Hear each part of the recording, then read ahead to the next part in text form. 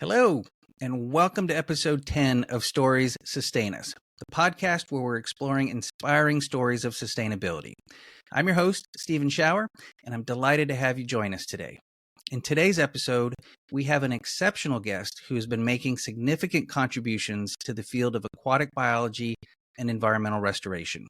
Shaun Donovan is here to share his journey and insights. One of Shaun's standout projects is the San Antonio River Improvements Project, specifically the Mission Reach section.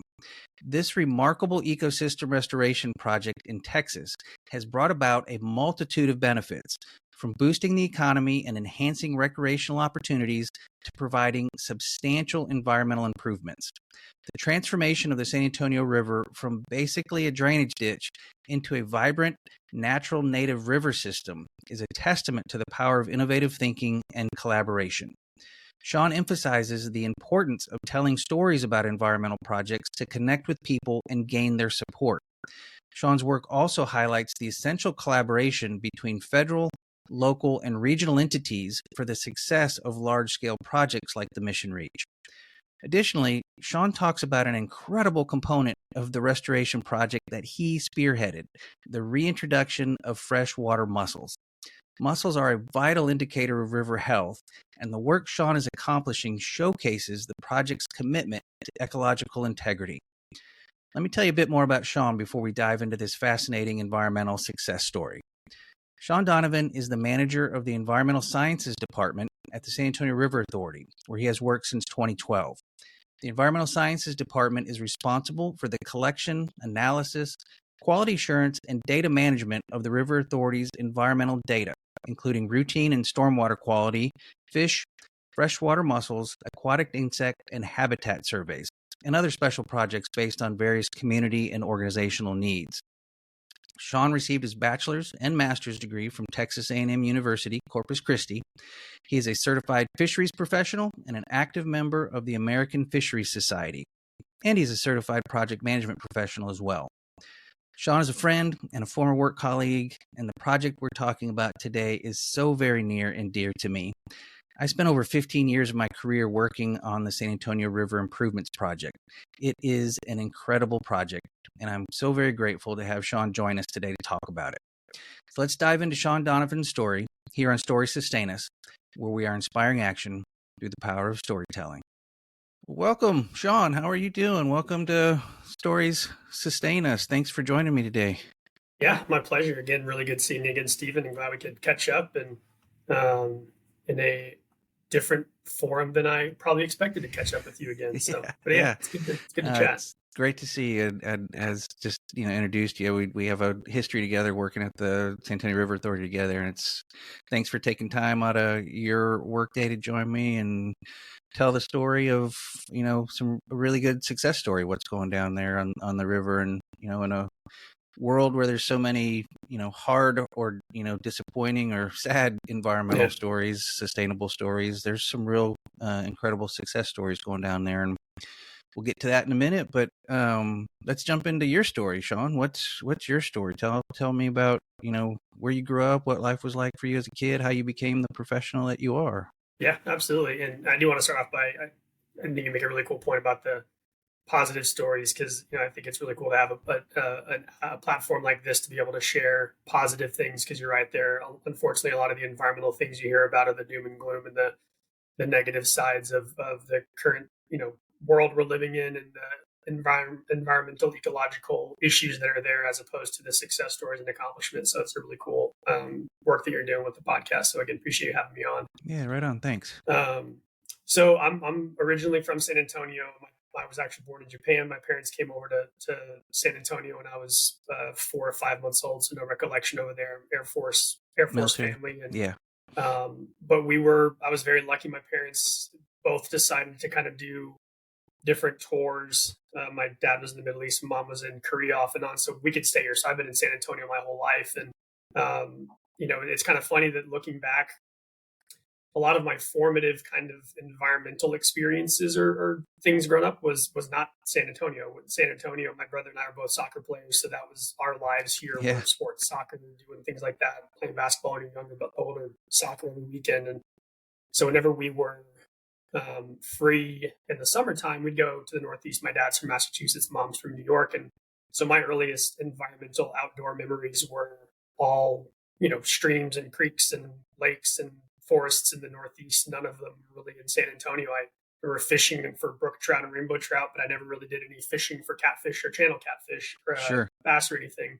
So it's kind of funny that a lot of where my professional life is in Texas, my kind of connection to that started in the Northeast. And the only things that really helped, I say the only thing, one of the big things that helped me really connect was the opportunities, the amusement kind of opportunities that were nature related. So the Whitty Museum here in San Antonio, great museum. SeaWorld. My brother and I did like the SeaWorld camps when we were younger, and you did a 4 or 5 day camp at SeaWorld for the summertime. And Thursday night, you get to do a sleepover inside the penguin exhibit viewing area or the aquarium viewing area. So those are very indelible memories for me growing up as a kid. And that was like the big spark. I remember being a kid and saying forever, I'm going to be a marine biologist, going to be a marine biologist. And that's kind of where my passion started. And so whenever I was looking for colleges, I had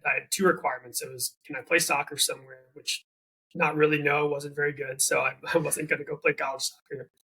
And then can I go somewhere where they have a biology program?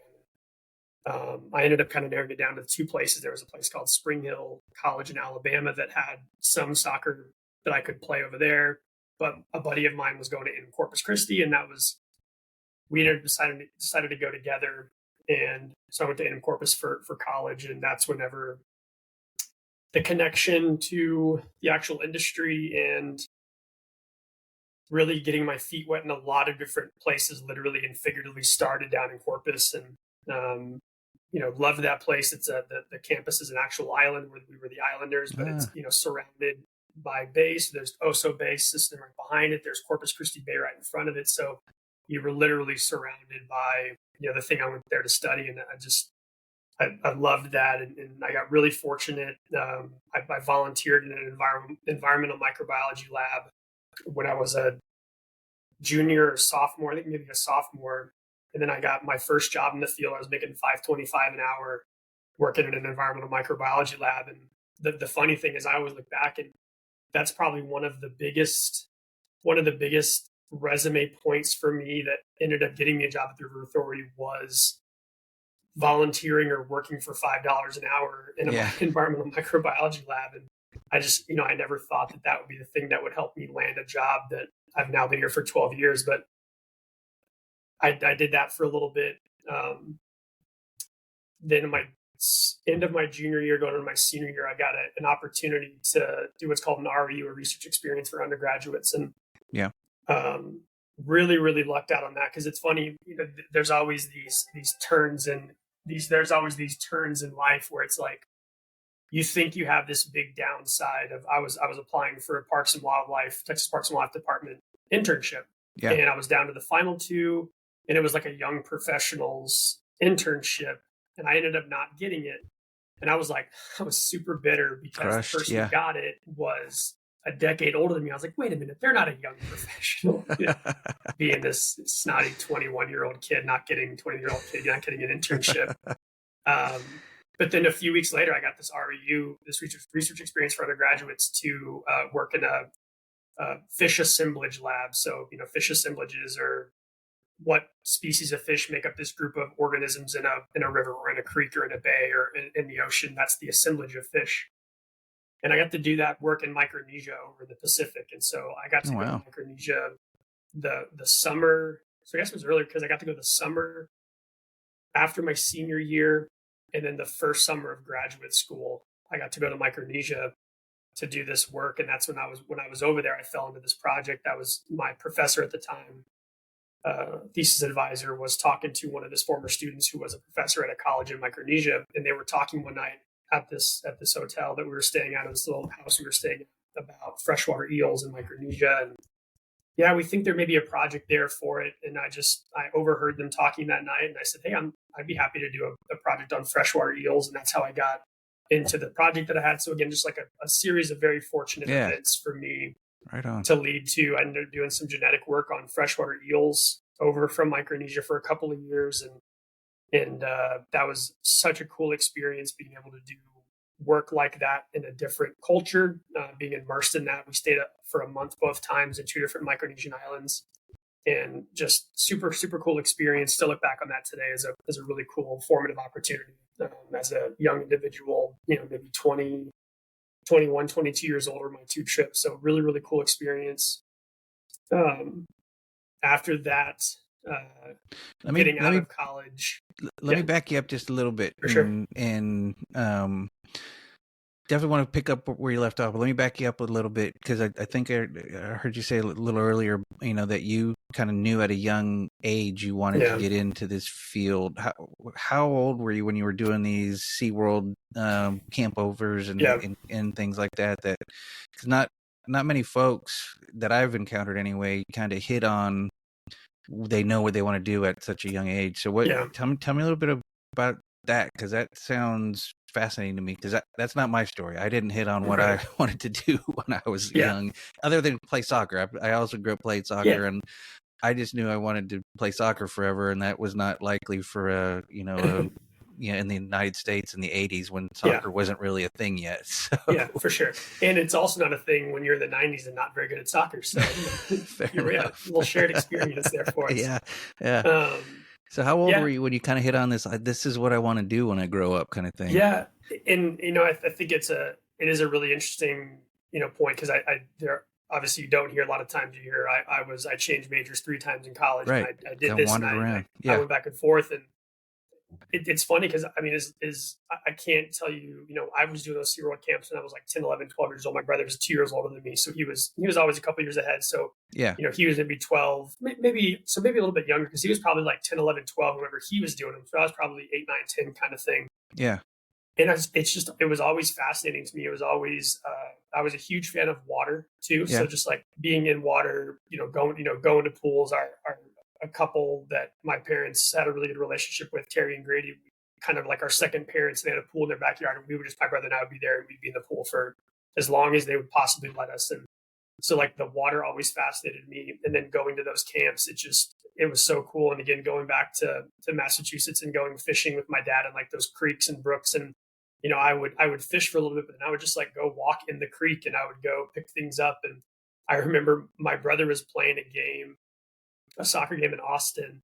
He was probably 11, 12 years old, maybe. So I was 9 or 10. And I remember going to a little, he's playing that. You don't want to watch your older brother play soccer. Sure. You don't want to, that's boring. Yeah. So I'm going and walking off, and I think it was by Zilker Park. And Zilker Park near Austin, or in Austin, Texas. And there's all, it's a really cool little creek system, and there's springs there. And so I'm over in this little pool, and I pick Barton up a tadpole, and I like bring the tadpole home with me. And I raised this tadpole into a frog. And it's like, those were things. I was 9, 10, 11, 12 years old. And it was just always a fascinating thing for me. And then as I got a little bit older, a lot of times TV for us at home was, if you weren't watching sports, we were watching a lot of Nat Geo or Discovery programs. And as I got older, the Planet Earth stuff started coming out, and that was probably towards the beginning of college or into high school. Those programs started coming out. I mean, I still have the DVDs for Blue Planet or Planet Earth. I don't have a DVD player, but I have the DVDs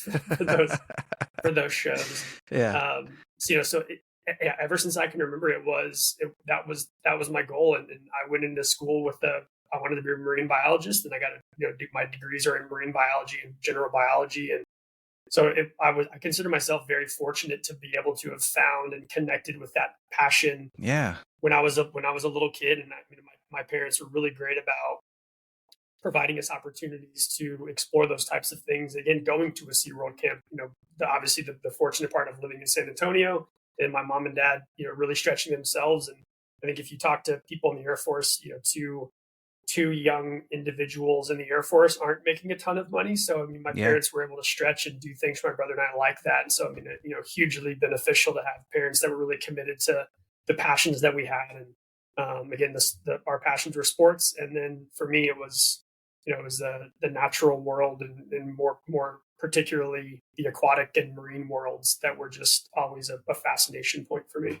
Yeah, right on. I thanks for letting us back up in time a little bit, because I think that's an important important get to know you kind of moment that this is something that you have had a passion for, for the majority of your life. And, Right. that's wonderful.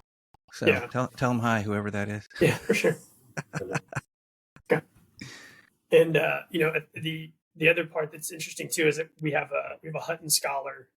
Hutton Scholars through the American Fisheries Society program. Yeah, they're at the River Authority. And yeah, the high school, they're high school students. So we get a high school student for 8 weeks at a time, and we have Angela Costa as our current Hutton Scholar.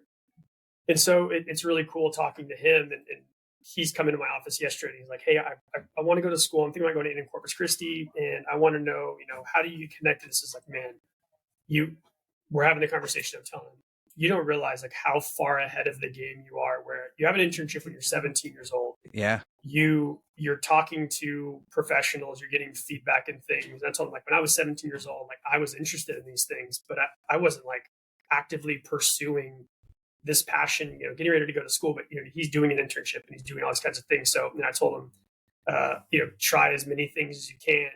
If you have the window of what you're interested in, you don't want to be an accountant, you don't want to be a banker, you don't want to be a lawyer, you're interested in this environmental world, but then try to expose yourself to as many of those different things Sure. as you can, because you never know what's going to really, trigger as a true passion or a true interest. And so it's really cool seeing now, like, that generation. I mean, I talk like I'm the old head. I'm only 38 years old, but he's 17. So we were like, oh my goodness, I was graduating my bachelor's degree when he was born.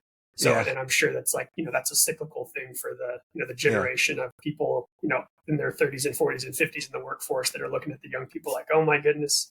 But it's super cool seeing people like that at that age have that passion. And even then is like the how values driven that generation is really cool. I want to work for a company that supports the things that I support and has sustainability measures. And like, I think that's a super cool thing to see. And so talking to that generation is fun, especially as you reflect back to what was I doing when I was 17? What was I doing when I was 20? What was I doing when I was 25? And but yeah, I'm very fortunate that I was able to connect with the passion young, and then again, be able to find the opportunities to continue to again, do what I'm passionate about today, and have some really cool opportunities to accomplish some really cool things that are advancing the environmental health of the community that is my home and also my workplace. And so that's a lot of really cool confluences in my life for sure. Yeah, right on. I appreciate that kind of Gen Z, how they approach life as well. I had a guest on a couple episodes ago that we talked about that too. That's just how impressed we are with young folks. And I had even earlier, had a guest on who was, a 20-year-old youth activist in the UK, and, she's doing more at 20.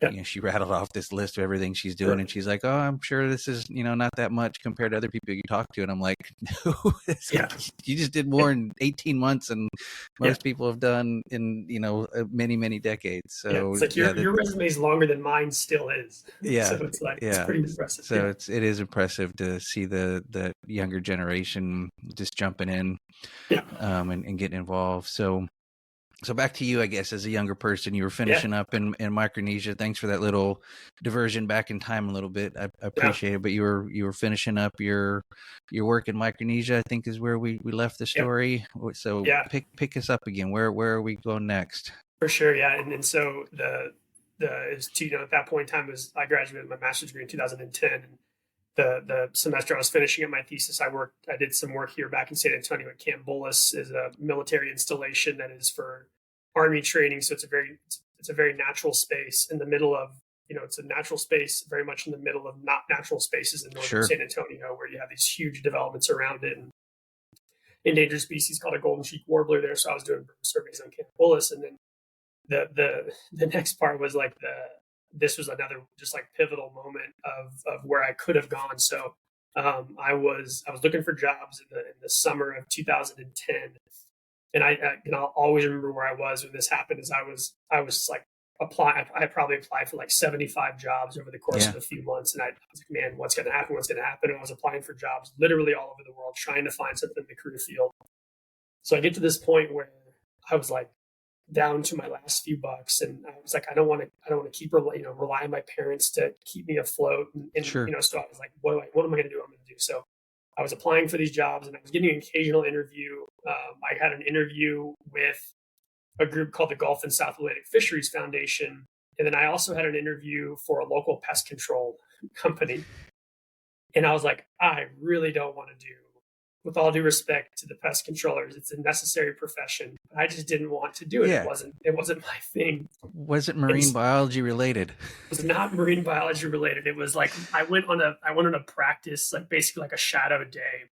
And I'm like crawling through I'm not a small person for people who haven't met me before. I'm not short and I'm not narrow. And it was like I was like going in crawl spaces to like set like traps for mice, and it was like summer in Texas, and I was miserable. I was like, I don't want to do this, but it was like my only option for the time being. It's like tangentially related to my, to wildlife and fisheries kinds of field, if you want to be generous with the word tangentially. And they offered me the job like on a Friday, and I was like, I really don't want to do this, but I need a job. And so I'm like, I'm gonna take a couple of days. I'm gonna go. So I had a lot of friends still in Corpus Christi, so I went down and hung out with my friends for a couple of days. Yeah. And it was Monday morning, and I'm like, I'm gonna have to call these people later today and accept this position. I got a call that morning on a Monday back from the Gulf and South Atlantic Fisheries Foundation offering me a job as a marine fisheries observer. And I was just like the weight of the world lifted off my shoulders. Like, yes, please. Like, how fast can I sign the dotted line for that work? And so, yeah, how different things would have been if that call would have come later, or if I didn't get that call at all from them. I still look back and think like, man, what would my career have been? Where would I end up at? Sure. If that little inflection point hadn't gone the way that it had. And so I did that for a couple of years, and that was a really cool job. I was able to work on commercial shrimping boats. I would go offshore with them for my longest trip, I think, in one go was 28 days offshore. I did a trip where we were back and forth for about 42 days offshore, back and forth. And we were offshore for maybe 40 of those 42 days. But we were doing work with what are called bycatch reduction devices and turtle excluder devices. And then we were doing called electronic logbook program, where we would see, anything that isn't shrimp and on a shrimp boat is considered bycatch. So how much of that bycatch were sport fish, like red snapper or redfish or speckled sea trout, and what percentage of that bycatch were sharks. And so some of those were endangered species or threatened species. And so you would kind of keep track of that bycatch on those boats. I did that for a couple of years. It was a super cool job. A lot of really cool kind of stories and cool pictures and just experiences with that. So I loved that job, but it was where were you kind of ported at? Where were you going, getting in and out of port? Yeah, we were. So I did a few trips out of Freeport, Texas, which is kind of Galveston, Houston area. So Northeast Texas coast. And then I would do some other ones, Bon Sequoia, Alabama, Houma, Louisiana. So just all Gulf Coast stuff for that job. But it was really cool. You get a call and you're going to go meet a boat in Alabama and you're going to leave. And so it was a really cool kind of unknown thing. You got to meet some very cool, very interesting people. Yeah. It was a fun job for a young single individual. It was a good 2-year experience. Were the shrimp boat folks, eager to have you on board, or were they just like, who's this guy that's messing with our business? Right. But, yeah. The guy who was my supervisor as I was a contract employee, but the guy who I coordinated with the Gulf and South Atlantic Fisheries Foundation was named Daniel Parsley. And he said, the good thing is there's observers and there's dam observers. And so he said, we're observers because we actually paid the captains and the boats for us to be on their boat. Oh, yeah. So we would pay them $150 a day. So no matter how the fishing was, they made $150 a day from us. Now that's not a lot of money, but it's better than You're a paying passenger. Yeah, exactly. The dam observers were like NOAA and the National Marine Fisheries Service. The regulators. If I was an observer and you were a captain, I'd say, Captain Shower, hi, my name's Shaun. I know you're leaving this afternoon. I'm going on your boat. And you wouldn't have a choice. It was something you had to do. And it was like you sucked it up and you took this observer out on the water with you. So the captains that we worked with knew we were coming. They knew we were going to pay them every day to be out there to collect this data. So they liked us because of those reasons, whereas other captains hated observers. You have, Sure. we would go and do like trainings with the NOAA and the NIMS observers, and they would tell us these absolute horror stories of these captains that would just treat them like garbage because they were these unexpected people. And the boats that are going to agree to be part of our program are the ones who are not going to have violations of. Sure.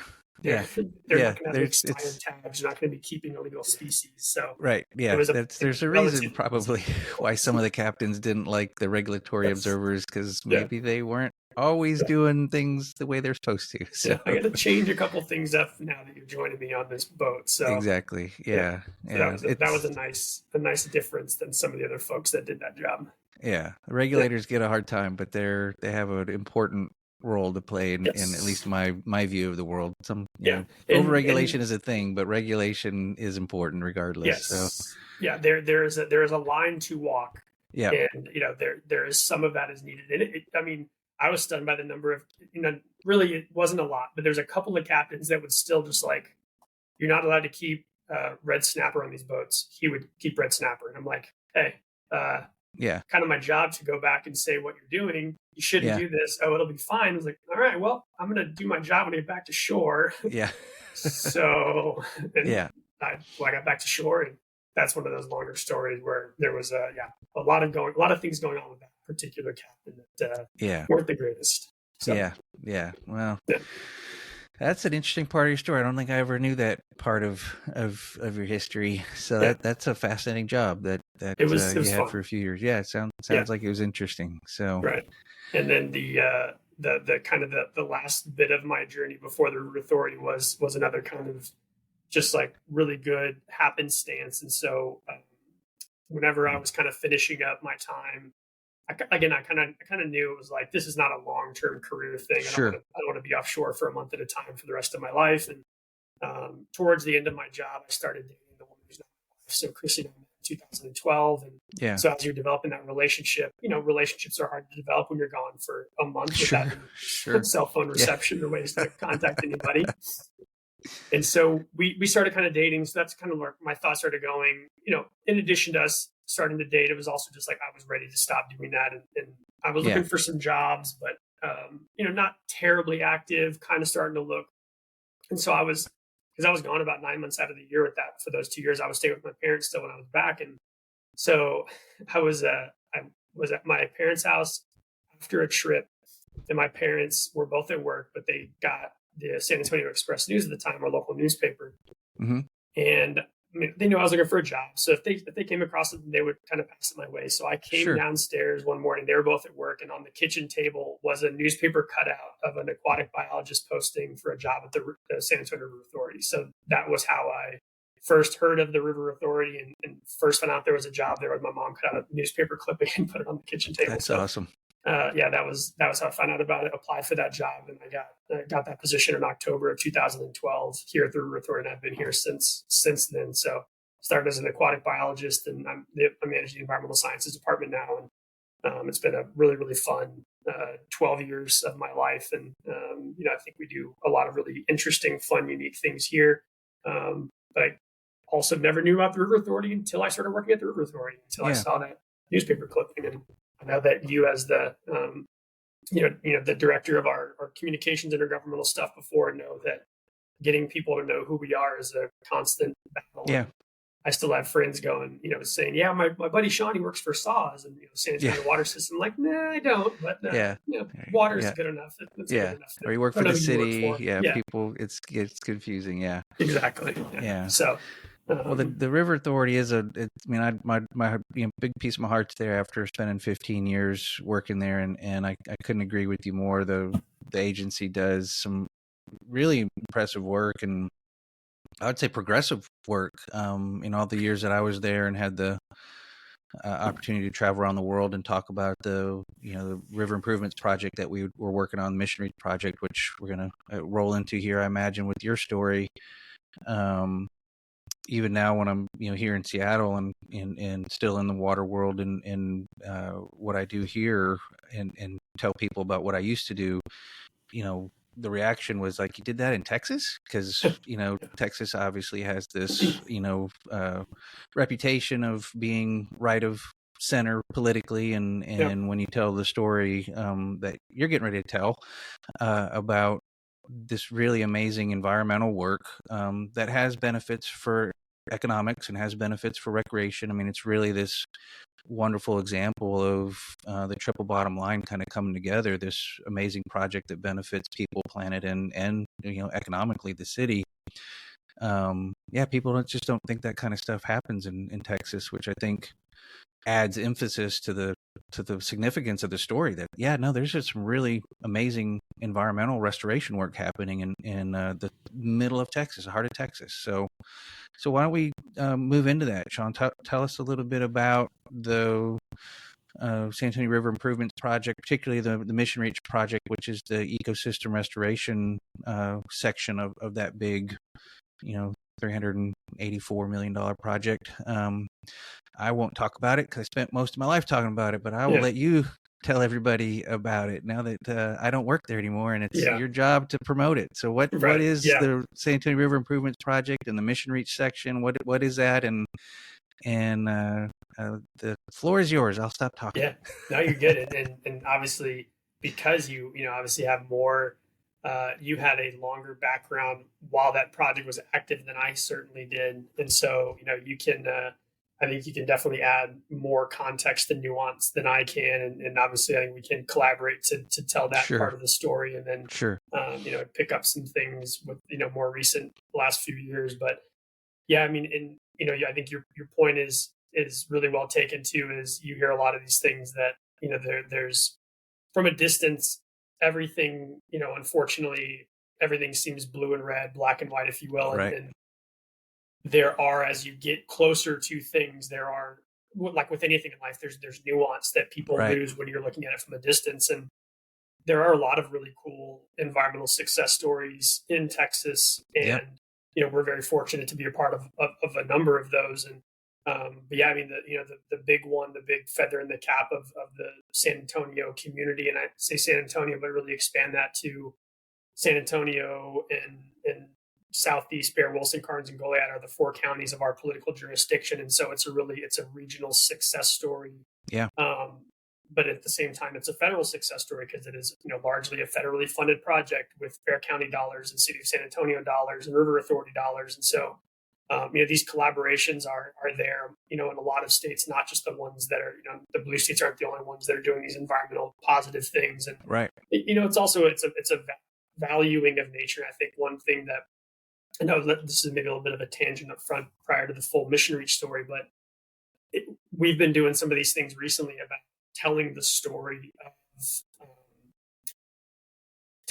of what you do as scientists. And I think that's something that I started learning here from you and your team at the River Authority, is like, we have to tell the story of what we're doing to help people understand, because here in Texas, people value wildlife, whether that's consumptive purposes like hunting or fishing, or that's bird watching or going boating, whatever. People do value the environmental components of a place like Texas. And so how do you tell the story to connect with people? And that's a huge part. I mean, that you guys and were telling the story for years and years about how big this improvement project would be, and that's what led to federal funding and local funding, was because you were telling the story. And so more recently, there's been a lot of science communication things, but that's a huge part of it. A huge part of the original getting to the success was telling the story of what this could do for a community and getting people locally to buy in, because it was not a small investment from the city and not a small investment from the county. These are large ticket items here locally as well. So a really good point to make is, there's value in environment throughout the country. It's just, how do you connect to those people and tell the story in ways to touch them as well. So end of tangent, but to the great tangent, important tangent.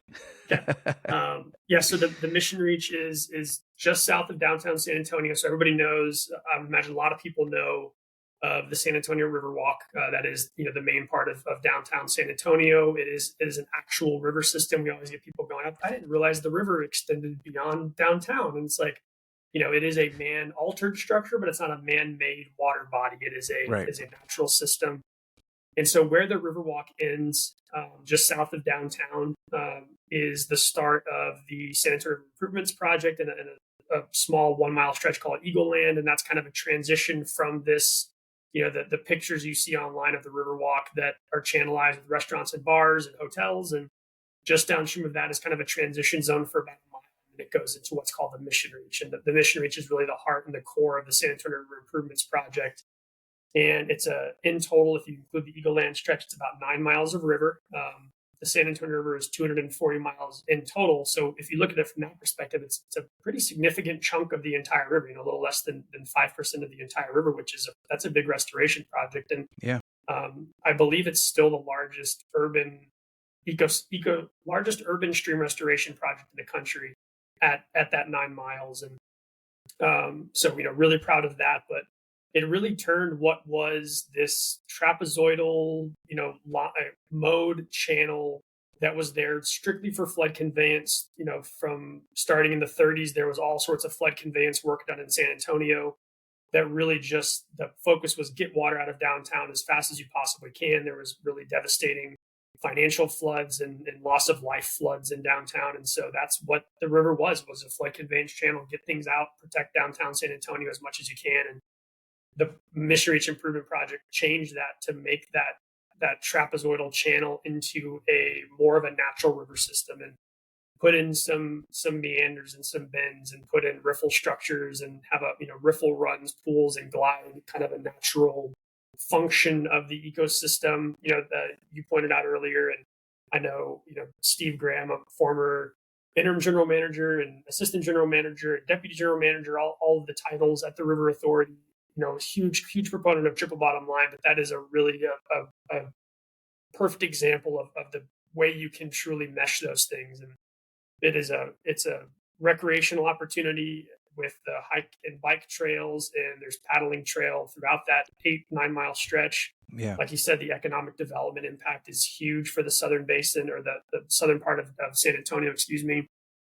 And obviously the environmental components were, we'll talk about that obviously in a lot of detail here in a minute, but the being able to combine all three of those things is truly what makes that project so successful, because people might not ever step foot or care about the river, but they want to go for a jog, or they want to go for a long bike ride, or people might never go on the trail, but they want to go kayaking, or they want to go fishing. And so it hits a lot of people, and it also brings a lot of environmental opportunities to places that have been historically underserved. And southern San Antonio, south of downtown, is definitely a historically overlooked part of town. And so this restoration has really connected people to the environment. It also hasn't had a lot of the negative effects of, gentrification is always seen as a big negative side effect of some of these projects. And we're fighting that right now with our current next restoration project, the West Side Creeks. Yeah. But in south of town, there's been some apartment complexes that have come up, but there really hasn't been that huge economic shift where it's become unaffordable for folks that have lived there for generations. But it really has brought them closer to nature. And I mean, obviously, I'm sure Stephen, there's countless studies that show how much people's lives are improved when they have a connection to a natural space, just mental health wise, economic wise, outcomes for children, those kinds of things. So bringing people to a closer connection with the river and a healthy ecosystem. There's all sorts of, you could have an economics podcast that talks about how successful the project is. You could have a human health podcast talk about how successful it is. And obviously this one, kind of more on the conservation sustainability side, that you can talk about how successful it is. So it's been a really, really cool project. It's a really cool success story for San Antonio and for Texas and for the country. You were over there in Australia when they won the Thies River Prize for the Mission Reach effort. And that's a huge success story again for the city, the state, the country.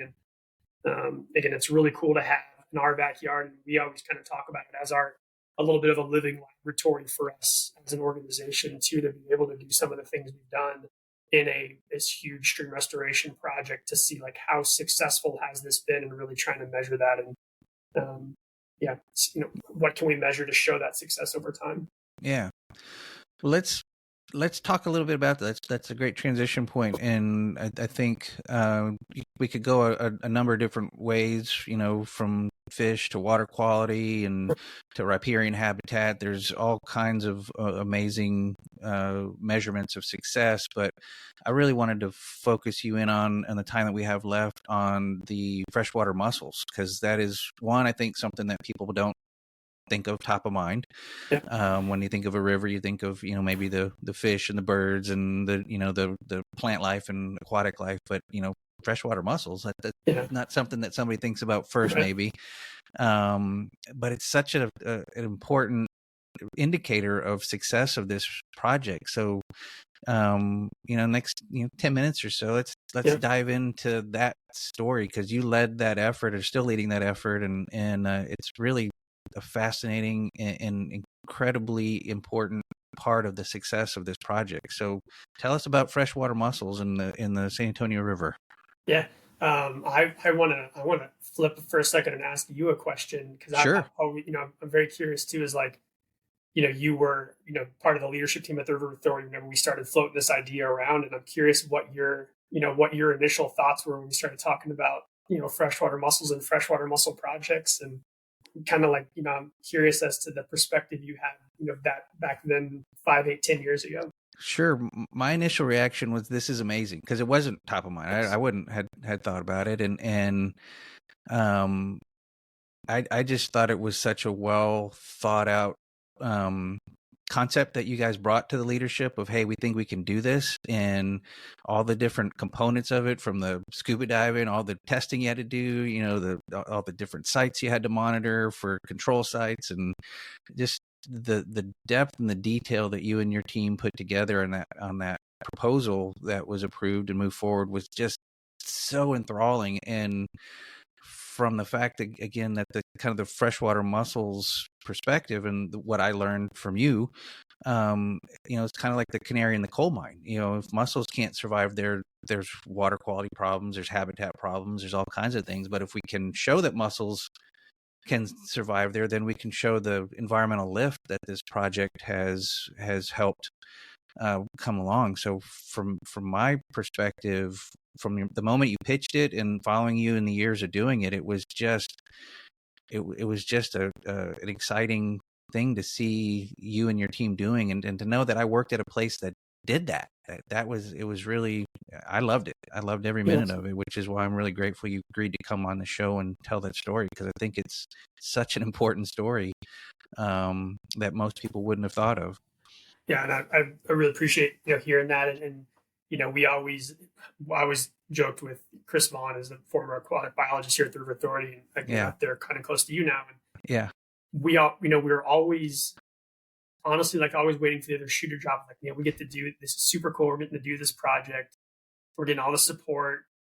We were always like waiting, like, how far can we take this thing? Let's see what we can do. And this, I mean, obviously, like all the projects that we do at the River Authority, without the support of the leadership team, without the support of the board, you don't get those things done, because the funding isn't there. So I mean, the support that we had was fantastic. And admittedly, whenever this stuff started in Texas, because there's freshwater mussels are one of the most endangered group of organisms in the entire world. I think it's like freshwater mussels and freshwater snails are like the two most endangered groups of species. And there was a lot of stuff started happening here in Texas, a lot of like research looking into these species, and other entities in the state were basically like, we don't really care that they're imperiled or that they're endangered. We don't really care. We're going to keep doing what we have to do to maintain our day-to-day operations. But the San Antonio River Authority wasn't like that. There was support from you, and our group of Steves, our Steve Robbie and you and Steve Graham were huge supporters, and obviously Suzanne Scott, our former GM. Absolutely, It was awesome to have that support from people, because whenever Chris and I kind of started thinking about these projects, it was, we think we can do this really cool, maybe even unique to Texas project. What support are we going to get? And then, so whenever we got that support, obviously that was hugely meaningful for us. And so it's really cool to kind of circle back on some of the origins from your perspective. And I'm glad you guys took the chance and threw the idea out there, because it was, we loved it at the leadership team, and so glad you guys did the work. Yeah, absolutely. And again, it's been definitely one of the coolest things I've been able to do in my career. And so, kind of going back to that started things. To fast forward some of the parts is there was all these pending listings of threatened or potentially listed candidate species for the Endangered Species Act, and so we started doing some research and we started finding these species in the southern parts of our basin, but we really weren't seeing them at all near San Antonio, and with the Mission Reach Restoration Project, we started kind of thinking there's this huge restored area, and then there's these old called remnant channels. So because of the channelization over the years, we talked about a lot of these bends and curves that were used to be part of the main stem were cut off for that trapezoidal channelization to get water out of town. Yeah, we didn't see any mussels in the Mission Reach. Makes sense. It was completely dewatered for the construction. But we were seeing these mussels in these little remnant channels. And so we kind of started thinking like maybe there's a chance that because of this restoration project, that maybe the water quality is good enough. Maybe the habitat's good enough. Maybe the sediment quality is good enough. And so that's when we kind of came up with this idea of what's we call it the Mission Reach Mussel Survivability Study, where we put we have the four most common species in our basin, in our southern basin. We put them in these devices in the Mission Reach in 2 or 3 different locations. And then we had a control site down in Goliad where we know the population's healthy. Goliad's maybe 150 river miles south of San Antonio. Yeah. And, to your point earlier, the why mussels are so important is they're filter feeders. So they are, canary in coal mines a great phrase for that. If the dissolved oxygen drops somewhere, a fish can go swim somewhere else. They can go find better habitat. A turtle can get out of the water, and all the other organisms have kind of defense mechanisms. Well, a mussel can move, but not much. It may move, the size of an office in a day. Some mussels move more than others, but they're pretty stable organisms.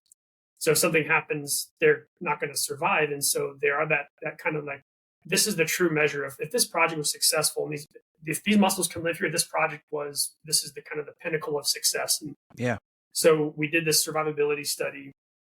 We started seeing results, and like one of our sites was growing about the same as our Goliad site, which was really encouraging because that's a healthy population. This is growing the same, so that means this is a healthy population. And our other site was just like taking off. It was growing so much faster than the control site, which was like, this is amazing. And then even one day we went out there and we saw, we were doing a weight check. We would measure the length and the weight of our mussels every quarter, so 4 times a year. Yeah. We went out there, we were measuring one of our mussels they call yellow sand shell. And we looked at it, this looks kind of weird with some of the tissue inside the mussel. And we kind of opened it up a little bit and saw it, and it was actually gravid. So gravid is basically pregnant. So it was a gravid female. And we saw we never thought we'd see that in the study. It was just about growth. Can they survive and can they grow? And then sure enough, they're actually reproducing. In the river. It was like this mind-blowing thing. And we were being out there with some of the guys, and there's these guys, Larry, Chris, Austin, and myself are out there looking just floored by this. And so super excited about it. After we had success with that, we did toxicology work. Like I said, we have a robust water quality program at the River Authority.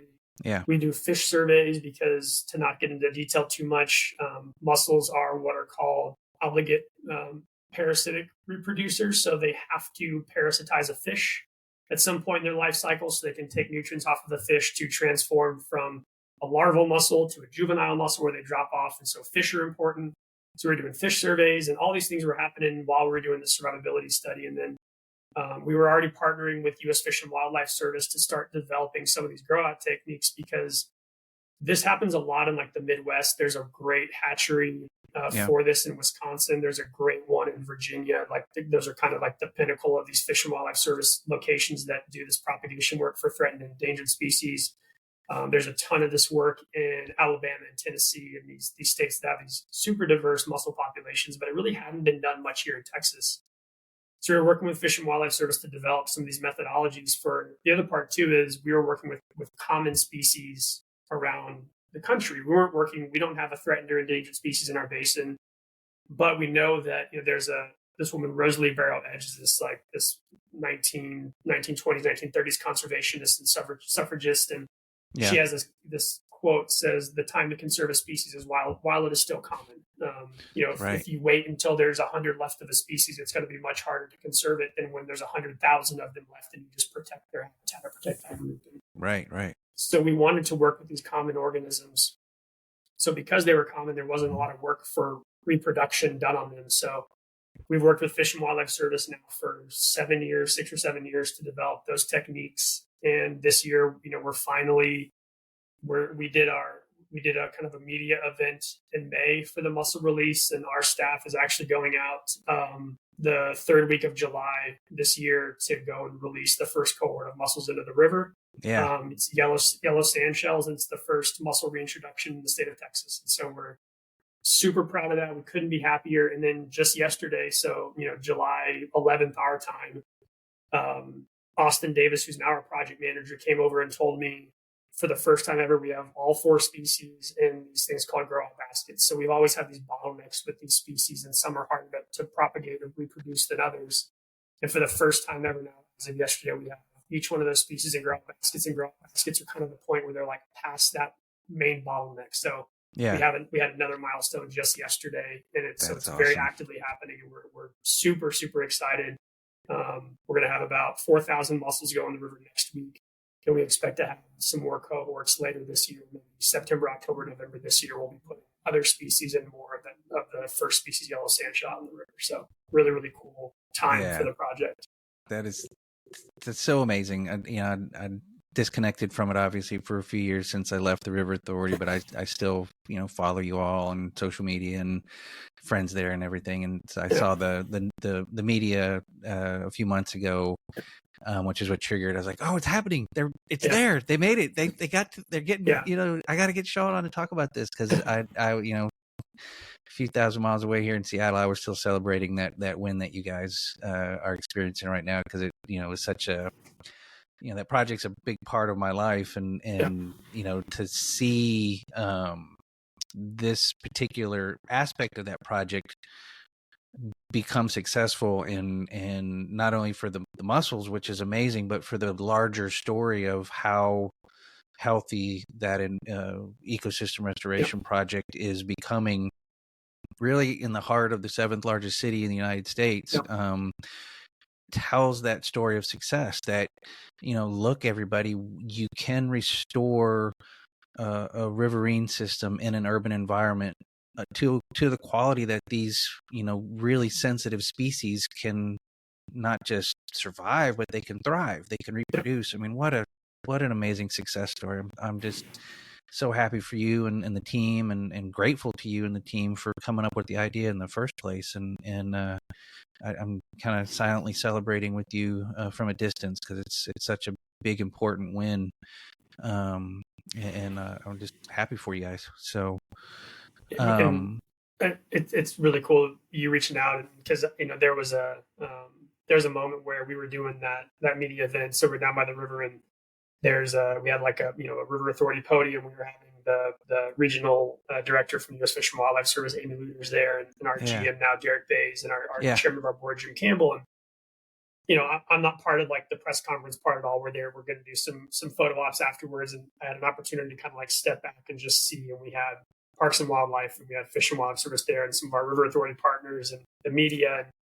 And it was a bit of an emotional moment for me, like sitting back and stepping back, because a lot of the people who made the project happen are not here anymore. And again, our essentially our entire executive team has turned over, with a couple of exceptions, but and that's not to say that our current executive team does not support the project. No, of course not. We're very proud of it, but it's cool thinking back to yourself and the executive team we had, and then again talking about Chris Vaughn as a project manager and a biologist, that him and I kind of came up with these ideas at the beginning, and our biologists who helped us with the work throughout, and then the people who are here now who are carrying this, and it's not like it's been one or two people who have done the lion's share of this work. It really has been our utilities operation, who does our wastewater treatment facilities, welded the instruments that we put the mussels in for the survivability study.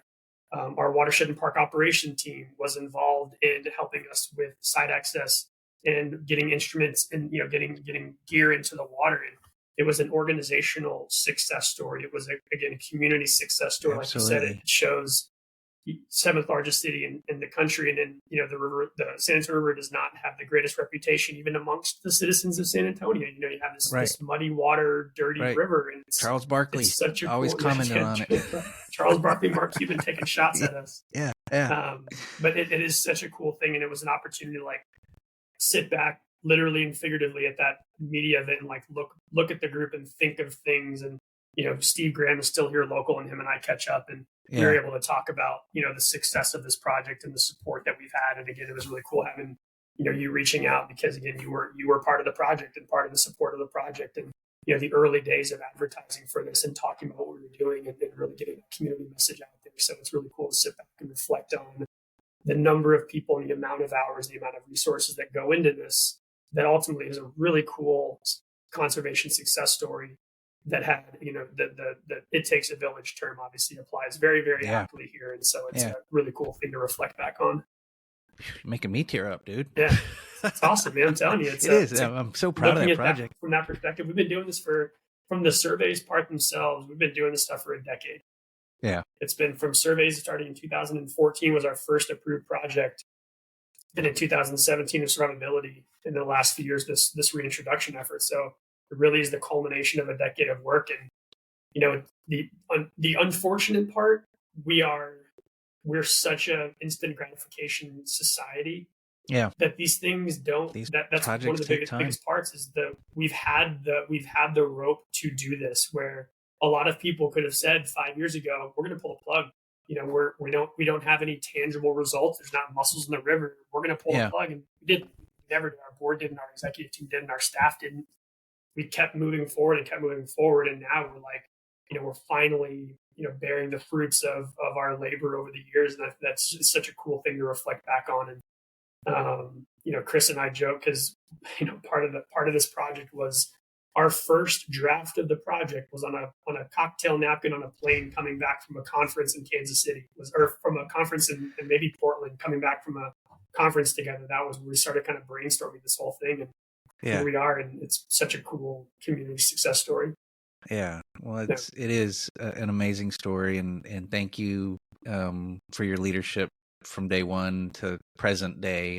It takes somebody to have the idea and the know-how and the ability to do it, and yes, you had a whole lot of support around you, but there needs to be someone with the vision and the know-how to get it done, and you and your team of incredibly talented, knowledgeable scientists got it done, and there's clearly more work to be done everywhere around the world. Certainly on the San Antonio River is no exception, but it's good to every once in a while pause and celebrate the victories, because as we talked about at the beginning, victories are hard to come by sometimes in the environmental world. So when you have one like you've experienced with the mussels and the whole Mission Reach ecosystem restoration project, you need to celebrate those and let the world know that it's possible, as we're trying to figure out how to move forward sustainably,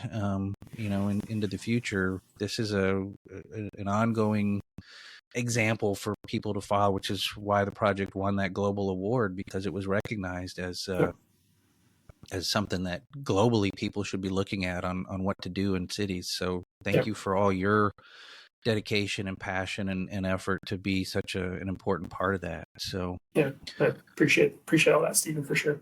Yeah.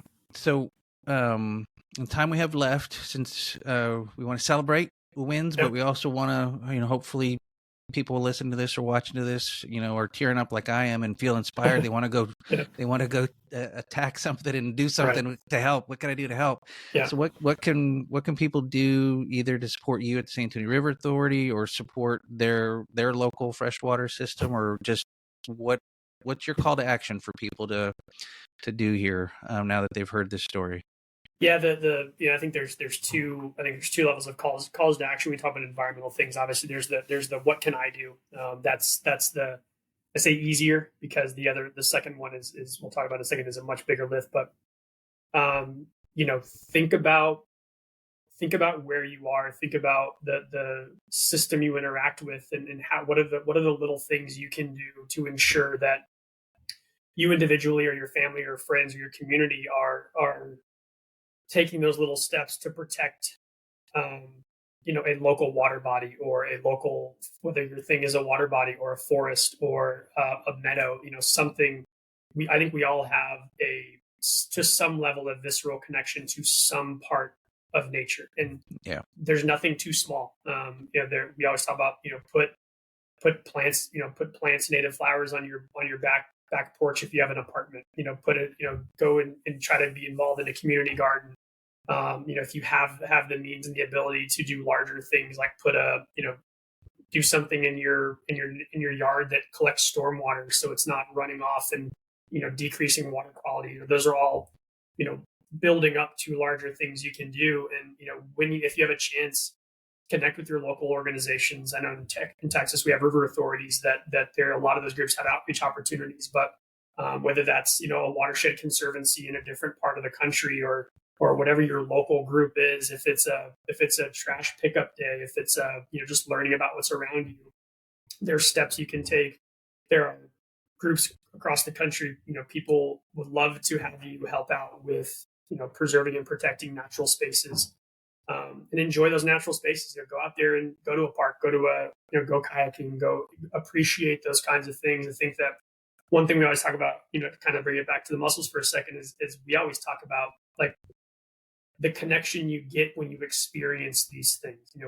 First, I never worked with mussels till I worked with the river authority. And the first time I picked up a mussel out of the sand or out of the gravel, it's like you have this lifelong connection to that experience. And so if you have those experiences, you connect to those things better. So, I just advocate, if you have the opportunity, if you have the time, go to those natural spaces, engage in those. And, the second part is the bigger part is, it's the making choices with things and hopefully you have a connection to this where you do want to, use your voice and your vote to vote for things that you believe in from an environmental perspective. And I'm not even going to get into, the national or local politics Sure. at all, but that is a way you can use your voice and just and, be active in voting. Yes. Yeah. Be active in voting. Yeah. Obviously, whether that's a federal election, a local election, a state election. I mean, there's all sorts of ways that, ask your local community leaders, ask your city council representative, ask your, if in our case, county commissioners, ask those people, like, what do you value? Do you value environmental things? And it doesn't have to be who you're voting for president. It could be who your local constituent, the local leaders you have in your community, and what do they believe in, and are they going to support this park you want to block off for environmental sustainability purposes? And are they going to advocate for nature-based solutions or low-impact development things to help with water quality? Are they going to, not make decisions that compromise environment for the sake of profit? We talk about triple bottom line. Nobody's saying stop developing anything in the entire world, but there's ways you can do those things in an intelligent, thoughtful manner. Advocate for those things. Again, that's harder because it takes a lot of people to get there. And you can spend your dollars conscientiously and try to work with organizations that share your values. You talk about value driven generations that are coming up behind us who think a whole heck of a lot more about that stuff than we did when we were kids. And that's such a cool thing to see, that people are understanding, like, if I'm going to spend my dollars at your organization or with your company, you have to have the same beliefs that I do. I think that's great. We talked earlier about, we were in Colorado, my wife and I, and there's banks that talk about how they're 100% sustainable. And they only, those kinds of things are options you can possibly have if you have the availability to choose those types of things. And so, that's a huge part of it. And it may not seem like you're moving the needle right then and there by yourself, but trust me, you are. You're making a difference with those things, and it adds up over time. It's not just your actions; it's the actions of the community. And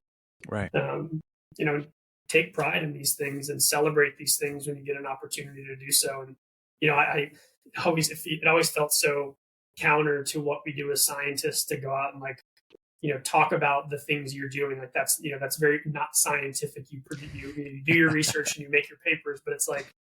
But the community connects to those kinds of things. So for people that are in the industry, don't be shy to tell your story. Don't be shy to say yes to your public affairs representative and go do a media event or a blog or a social media post. And those things move the needle a lot. And helps get that community connected and excited about things. And, we fight that in San Antonio again, to talk about the perception of this dirty, muddy river. It's like the river is such a cool resource we have in our backyard, but people in the community don't necessarily think that. So if we can change their thoughts, they're going to be more prone to protecting it. So Protect it, yep. Whether you're in the industry or not, there are a lot of things that you can do to help with local advocacy or statewide advocacy or federal advocacy.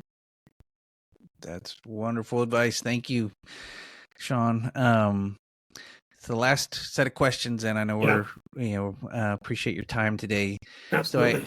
So I like ending every episode talking about hope, and hope is not where the work gets done. You gotta Right. But hope is what gives you the reason to go do the work, and hope is this idea that you can envision a better future, but have some personal agency to make that better future a reality. Yeah. So I'm going to ask you 3 questions, kind of rapid fire. Just give me the first kind of gut reaction to these questions. The first question is, what is your vision for a better future? It could be for you personally, professionally, or for the world. What's your vision for a better future? My vision for a better future is people valuing the space and the world around them as much or more than they value the material things. You can buy a new phone, you can buy a new video game, you can buy a new whatever your thing is, but that forest, that river, that creek is the only one that's going to be there. And you can have your phone, you can have your video game, but you can also have that. So people valuing those spaces as much as maybe we do the things that are, within our direct grasp all the time. Right on. Why is that your vision for a better future? Because I think it's a realistic thing. I think it's an attainable, it may sound very lofty, but I think it's very attainable. We all have a connection to that in some form or fashion. We may lose it. We may have a connection whenever we were an 8-year-old kid. My wife talked about she's an 8-year-old kid picking blackberries down on the coast of Texas when she was younger. Yeah. And she wasn't a big outdoors person, but she kind of found that connection again. We can all find that, and we can all have that. And as we have these opportunities to expand these spaces that are available to people, I think it's a real, because I don't think it's an unattainable thing. Right on. So the last question then, imagine your future vision is reality, that we do live in a world where people value that space as much or more than they might value the material things within their immediate grasp. So it's real, it's happened, we're there. How do you feel? Calm. The being able to sit back and enjoy and not, we have a lot of positive stories, but again, there are a lot of negative ones. And I feel like maybe we'd be out of, or at least on the back end of that constant churning of the wheel of trying to not take those 2 steps back after that 1 step forward. So calm, relaxed, enjoying a creek or river somewhere, probably. Right on. Yeah. Right on. Well, thank you, Shaun, so much for your time today. Thank you for all the amazing things you're doing for the San Antonio and South Central Texas community, and frankly, the nation and the world. Your work is really kind of the leading the way in many areas. So thank you for all that you're doing, and thank you for taking time to join me today and share your story with us. And really appreciate it, man. I'm going to continue to follow you from afar and cheer you on, and look forward to celebrating your next victory down there. So thanks for being here with me today. Yeah, we really appreciate it, Stephen. This is an awesome opportunity to chat with you again, and appreciate the very kind words, and always excited to talk about it when we can. All right. Take care. Yes, sir. Bye.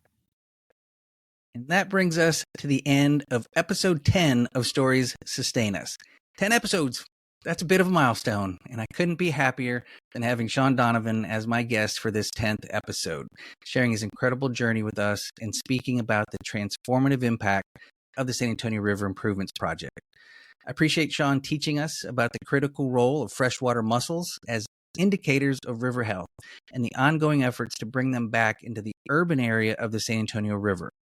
The work being done by Shaun and the rest of the team at the San Antonio River Authority is truly innovative. That word gets thrown around a bunch, but in this case, it is the right word to use. And I know that personally because I was there for over 15 years, so maybe I'm a bit biased. But working on that project for over 15 years, I saw firsthand all of the innovative thinking and collaborative work that went in to make that happen. It was a massive project that involved multiple agencies, multiple people across the city of San Antonio, Bexar County, the River Authority, which is a regional entity, our partners at the federal government. It just involved an incredible amount of people all coming together to do this amazing ecosystem restoration work. And one of the highlights of my professional career, up to this point anyway, is undoubtedly the opportunity that I was given to be in Brisbane, Australia in September of 2017. I guess that's almost 7 years ago now. And I was there and had the honor and privilege of accepting the International River Prize on behalf of the San Antonio River, the River Authority, and the community, everybody who worked on that project. That project was recognized as being one of the most innovative projects in the world that was really looking at that triple bottom line, balancing people, planet, and profit. And every aspect of that is really captured in this project. We only really talked about the freshwater mussel work today with Shaun, which is really fascinating and fun and innovative. And I thought you as an audience would enjoy it because it's something different. How often do you get to talk about freshwater mussels? But we could just have easily have talked about other aquatic species that are showing an incredible rebound in an urban area because of this ecosystem restoration project. The Guadalupe bass was reintroduced and it's thriving. Other fish species that weren't reintroduced but have migrated back up the river now that the habitat is there for them to be healthy and to survive. Other fish species are coming back into that section of the river, including one sensitive species, the log perch. It's a very water quality sensitive species, and it was identified in being in that area of the river as well. So there's fish species that are coming back in addition to the aquatic, the freshwater mussels that Shaun is working on. We could talk about the riparian habitat, all of the vegetation. Over 20,000 trees were planted. Hundreds of different species of native plant were reestablished along that section of the river, and the incredible operations and maintenance team that are in this constant work mode of trying to fight off the non-native invasive species that are wanting to make their way back into the project. And they're doing an incredible job because the native plant species are starting to volunteer and come back into this area as well. More native species are there than what were planted, so they're coming back as well. We could talk about the success of avian species. There was a massive avian study done. And when I left the agency a little over 2 years ago, I think the count was close to 210 bird species were counted using the ecosystem restoration project, including some real special species of bird as well. So in every aspect of the ecological measurements, that project is a success.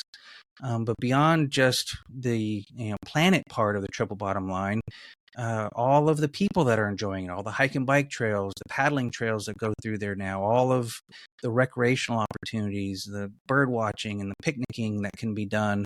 It's truly bringing people back to the river as well through this section of the city of San Antonio.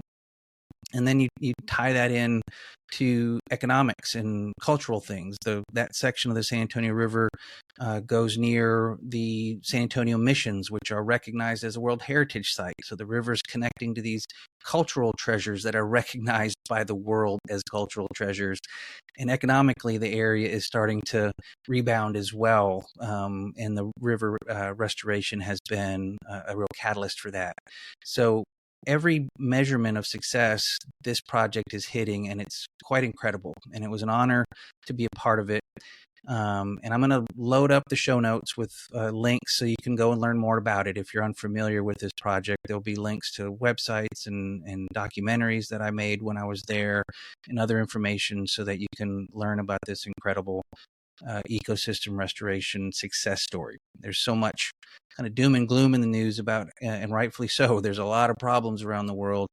But here's a bright shining star of a success story, and it was a thrill and an honor to be a part of it.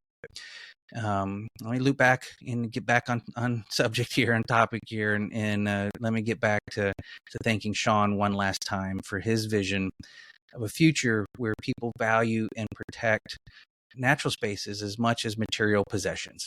That really resonates deeply with me, and I hope it did for you too. So Shaun's call for action reminds us that individuals can make a difference by taking small steps to protect local areas and supporting organizations that share their environmental values. Every little bit helps, that's for sure. So if you enjoyed this episode, please share it with your friends and family, subscribe, rate and review Stories Sustain Us on your favorite podcast platform.